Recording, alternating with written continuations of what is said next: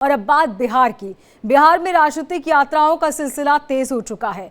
तेजस्वी यादव की आभार यात्रा का पहला चरण खत्म हुआ तो उधर राष्ट्रीय लोक मोर्चा के राष्ट्रीय अध्यक्ष और राज्यसभा सांसद उपेंद्र कुशवाहा ने बिहार यात्रा की शुरुआत कर दी। बिहार यात्रा पर निकल रहे उपेंद्र कुशवाहा से हमारे संवाददाता रजनीश सिन्हा ने खास बातचीत की और समझने की कोशिश की कि इस यात्रा के मायने क्या है और इस यात्रा से क्या फायदा होगा। सांसद राष्ट्रीय लोक मोर्चा के राष्ट्रीय अध्यक्ष उपेंद्र जी बिहार यात्रा पर निकल रहे हैं। हाँ, यात्रा की शुरुआत आज से कर रहे हैं। पूरे बिहार में यात्रा जाएगी।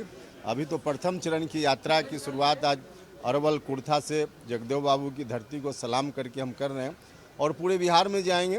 विधानसभा चुनाव की तैयारी मुख्य रूप से इस कार्यक्रम का मकसद है, तो पूरे बिहार से जाकर के लोगों का फीडबैक लेंगे, पार्टी के साथियों का, एनडीए के साथियों का, और उसके आधार पर मुकम्मल एक रणनीति एनडीए का इलाका चुना है उपेंद्र जी, खास करके उन इलाकों से आप शुरू कर रहे हैं। देखिए, मगध और शाहबाद यही इलाका है ना जहां लोकसभा चुनाव में अपेक्षा के अनुकूल एनडीए के लिए परिणाम नहीं आया था, तो इन इलाकों पर ज़्यादा फोकस करने की ज़रूरत है अगली रणनीति बनाने के क्रम में। कमी रह गई इसलिए अभी तो जा रहे हैं, कमी तो कई तरह की होगी, लोगों के बीच जा रहे हैं।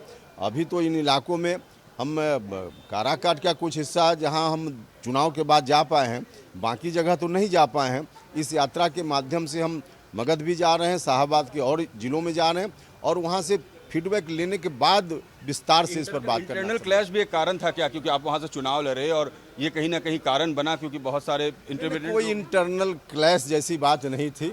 हाँ, कुछ लोगों ने भ्रम फैलाने की कोशिश की और उस भ्रम को हम लोग रोकने में सफल नहीं हो पाए, यह बात ठीक थी, लेकिन इसके कारण किसी की नीयत पर शंका करने की जरूरत नहीं। तेजस्वी यादव भी आभार यात्रा कर रहे हैं, अभी पहला चरण का किया है, यात्रा का फायदा मिलेगा? कुछ नहीं मिलना है। देखिए, गलतफहमी उनको या आरजेडी के लोगों को होगी कि पिछली बार इतनी सीटें 2020 में उनको मिल गई।